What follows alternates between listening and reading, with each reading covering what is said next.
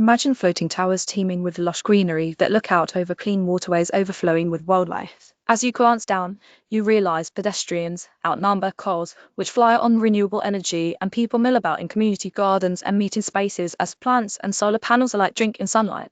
Welcome to the dream world of a solarpunk city. Solarpunk is derived from cyberpunk, a genre of speculative fiction that was coined by author Bruce Bethke in 1932 with the release of his sci-fi short story of the same name, which follows a group of young rebel hackers. From there, cyberpunk spawned a slew of futuristic aesthetics, ideals, and stories. But solarpunk, a term which first sprang up online in 2008, goes a step further than cyberpunk and its fantastical subgenre steampunk by encapsulating not just a style or genre, but an entire social movement. Jay Springett is the co-administrator of solarpunks.net, a website that curates articles, stories, and artwork that are representative of the movement. Spend a minute scrolling on the site and common themes will emerge: rewilding efforts, gardening methods, rainwater harvesting, visible mending practices, and so much more.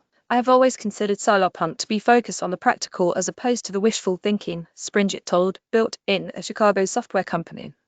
And it's a discussion that's becoming more and more prominent. Visually speaking, solarpunk is packaged in bright, eco-friendly optimism, but beneath the surface, it emphasizes practical, actionable steps towards sustainability and self-sufficiency. Although greener designs are synonymous with the aesthetic, is not a style without substance. When architects and interior designers lean into eco-aesthetics while ignoring sustainability and affordability, they fail to capture what solarpunk is at its core. For instance, a corporate office wallpaper with living plants or a skyscraper lined with garden balconies are not inherently solarpunk on their own, especially when those aesthetic choices outprice employees and building residents. If your rendering of the future has no people in it, Springett said, it's not solarpunk.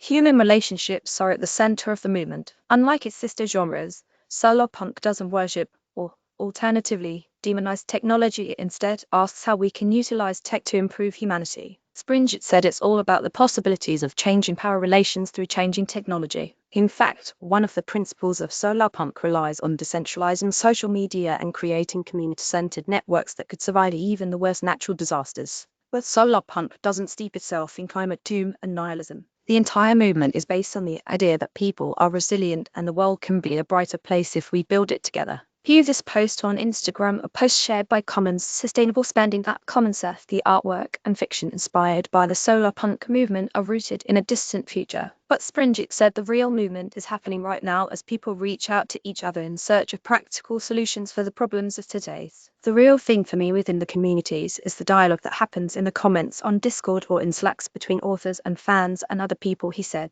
Community appears to be a common thread of the movement, and Adam Flynn would agree. In 2014, the San Francisco-based artist wrote the book on solarpunk literally. In Solarpunk Notes toward a Manifesto, Flynn said, "Our futurism is not nihilistic like cyberpunk, and it avoids steampunk's potentially quasi-reactionary tendencies. It is about ingenuity, generativity, independence, and community." Solarpunk, Flynn concluded, is a future with a human face and dirt behind its ears. A version of this article originally appeared in the 27-24 art edition of the Good newspaper. Header image via All Weather Roof CC by NC 4.0.